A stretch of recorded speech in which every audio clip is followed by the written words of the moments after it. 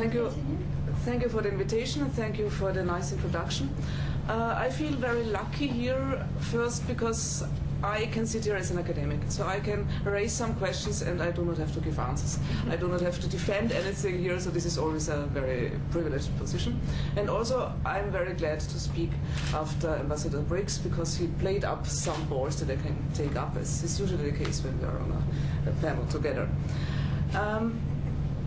I started working some time ago together with a colleague on a project on cultural policies as part of external policies, a project which hopefully will find its end in a book where also Ambassador Briggs will contribute. And I do not want to talk about this project, but maybe about our starting point, which were EU external policies.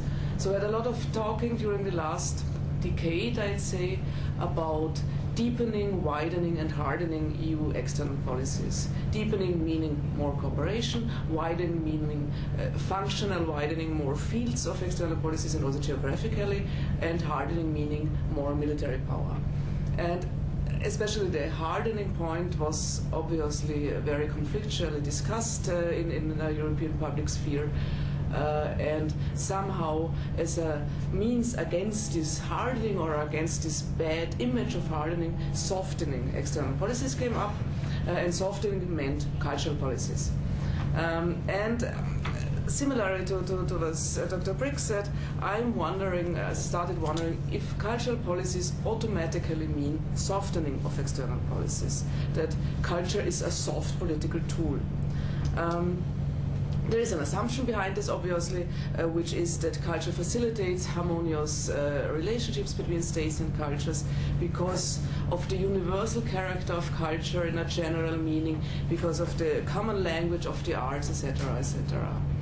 However, we all know that this doesn't hold true all the time, it hasn't held true all the time, that this universal character of culture was very frequently used to say, okay, there is one culture, there can only be one really high culture, and so we can have a hierarchy of people who are closer to this culture or far away from that. Opposed to this understanding, we have the understanding which is nowadays rather popular about cultural exchange, multiculturalism, we called it in the 1980s, saying there are different cultures of equal value and they can exchange each other. Very frequently these concepts are kinds of mixed up, so there are several cultures, but still ours is the best. In debates between European countries, like also Austria and the US, this is very frequently argued, high culture is rather in Europe, low culture, commercialized culture is rather in the States, so this means ours is the real culture, and unfortunately it is much less popular than the US culture, but this is another thing. Still, even if we avoid these kinds of hierarchies, the problem still remains that we tend to talk about cultures as systems, relatively closed systems even, which can then exchange between each other, live together peacefully or not, or whatever. And obviously, and we know that this is not the case. Cultures have never worked like this, and they have never been closed systems, and they are even more fluid and less clearly defined nowadays than they have been. There's a lot of cultural theory on this, a lot of publications, but somehow this academic work has not found really its way into everyday understanding, where still we are talking about culture, the necessity of assimilation, the problem that some cultures are not cannot adapt to other cultures. We have this in Austrian everyday politics now, every day, you know. We know what we're talking about. But still, even if we use it in a more benevolent or more progressive way, the problem remains that we, in this way, do not recognize the constructed character of culture and cultural affiliations, the ways in which different cultures influence each other. When we look at migrants, young migrants in Austria, we can see how they self-reinvent themselves in their culture due to definitions that come from the majority, that lead to different self-definitions and so on.